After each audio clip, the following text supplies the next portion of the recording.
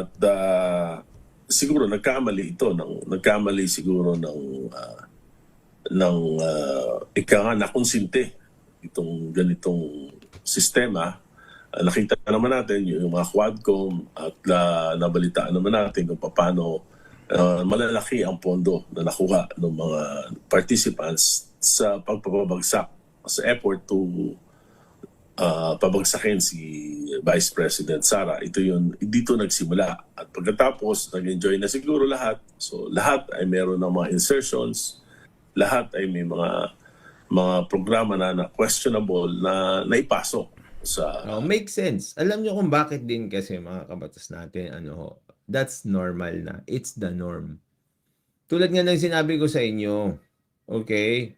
Ang nangyayari dyan, kung bago ka man o luma ka, kung wala kang corruption project, may gagawa para sa iyo. Ikaw, meron ka? Wala pa? Ikaw, meron ka? Wala pa? Okay, may kilala ako. Gagawang kita ng project. Yung pondo natin dyan, sa Congress, mga kabatas natin, pinag-uusapan na ganun-ganun lang. Parang namimigay lang ng candy sa mga bata tuwing Halloween.